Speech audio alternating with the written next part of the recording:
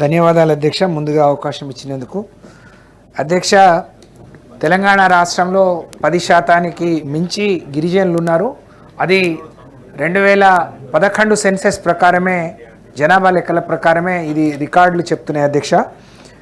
అయితే గిరిజనులకు ఈ రాష్ట్రంలో రిజర్వేషన్ అంటే ఉమ్మడి రాష్ట్రంలో 76లో అవకాశం వస్తే ఆ రోజు ఉన్న 4% స్వర్గీయ ఎన్టీ రామారావు గారు 86లో మరి 4%గా ఉన్న గిరిజన రిజర్వేషన్ని 6%గా ఇవ్వడం జరిగింది.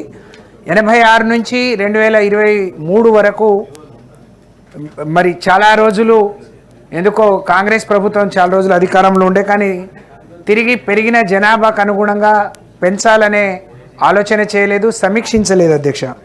కానీ గౌరవ మరి మాజీ ముఖ్యమంత్రి కేసీఆర్ గారు ఈ రాష్ట్రంలో ఉన్న గిరిజనులు విద్యా ఉద్యోగాల్లో బాగా నష్టపోతున్నారు, ప్రమోషన్లో నష్టపోతున్నారు, వాళ్ళ హక్కు ఇది రాజ్యాంగం కల్పించింది. రాజ్యాంగం కూడా దళితులు ఎవరైతే రిజర్వేషన్కు లోబడి ఉన్నారో వాళ్ళు ఎంతమంది ఉంటే వాళ్ళకి పరిమితి లేకుండా రిజర్వేషన్ పెంచుకోవచ్చు అనే మరి అవకాశం ఉంది. గౌరవ సభ్యులు అన్న జీవన్ రెడ్డి గారు కూడా అనేక దఫాలు మీరు పెంచుకోండి, మీకు ఆ వెసులుబాటు ఉంది, మన దగ్గర 50% దాటిన గిరిజనులకు ఇది వర్తించదు అని చెప్పి ఉన్నారు అధ్యక్ష.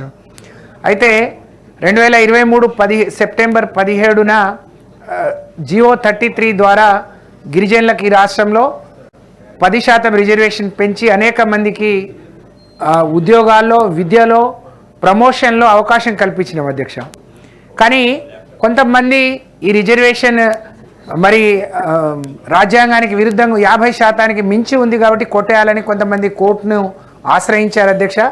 ఈ మధ్యనే మరి కోర్టులో వాదనలప్పుడు రాష్ట్ర ప్రభుత్వం సమర్థవంతంగా దాన్ని తిప్పికొట్టలేకపోయింది, వాదించలేకపోయింది అని చెప్పి మరి గిరిజనులు ఒక ఆందోళన ఉంది అధ్యక్ష. దానికి అనుగుణంగా మొన్ననే గ్రూప్ 1 అలాగే గ్రూప్ 2 ఈ ఏదైతే ఎగ్జామ్స్కి వెళ్తున్నారో దాంట్లో ఒక కండిషన్ పెడుతుంది అధ్యక్ష రాష్ట్ర ప్రభుత్వం.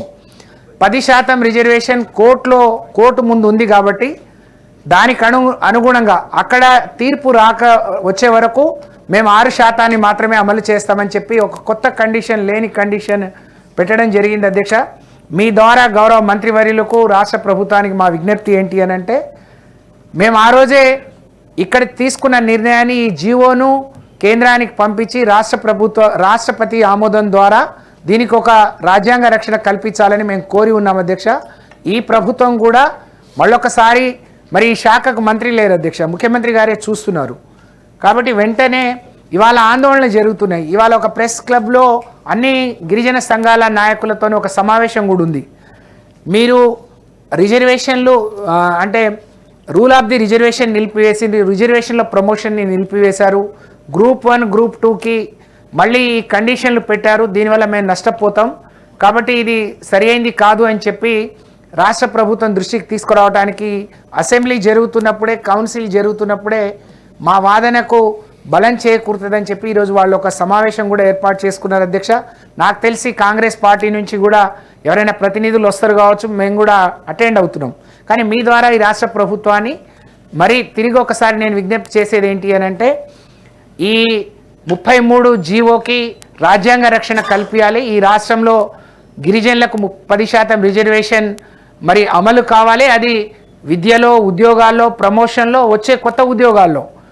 ఎందుకంటే ఇది అమలై 2 ఏళ్ళు అవుతుంది అధ్యక్ష. అనేక మంది గిరిజన కుటుంబాలకు దీని ద్వారా గిరిజన విద్యార్థులకు, యువతకు మేలు జరిగింది. మనం ఒకవైపు 2 లక్షల ఉద్యోగాలు ఇస్తామంటున్నారు, కానీ ఈ రిజర్వేషన్ మీద ఒక సరి అయిన నిర్దిష్టమైన ఒక నిర్ణయం తీసుకోకపోతే గిరిజనులకు తీరని అన్యాయం జరుగుతుంది. కాబట్టి రాష్ట్ర ప్రభుత్వాన్ని నేను మరొకసారి డిమాండ్ చేస్తూ ఉన్నాను, ఇంకోసారి సమీక్షించండి, కోర్టు ముందు వాదనలు వినిపించండి, ఇది కేంద్ర ప్రభుత్వానికి పంపించండి, అవసరమైతే ప్రధానమంత్రి గారిని, రాష్ట్రపతిని కలిసి దీనికి ఒక రాజ్యాంగ రక్షణ కల్పించాల్సిందిగా మీ ద్వారా కోరుతున్నాను అధ్యక్ష. అలాగే అధ్యక్ష, నిన్న అసెంబ్లీలో జరిగిన ఒక సంఘటన అయితే మేము అయితే దాని గురించి అనట్లేము అధ్యక్ష. మేము లేకుండా గౌరవ సభ్యులు తాత మధు గారు కానీ మిగతా సభ్యులు అన్నట్టు మేము లేకుండా ఇక్కడ బిల్లు పాస్ అయింది. మేమేమో అది పాస్ అవ్వడానికి సమయం పడుతుంది, అప్పుడు మేము అందరం పాల్గొందామని అనుకున్నాం, అది జరగలేదు అధ్యక్ష.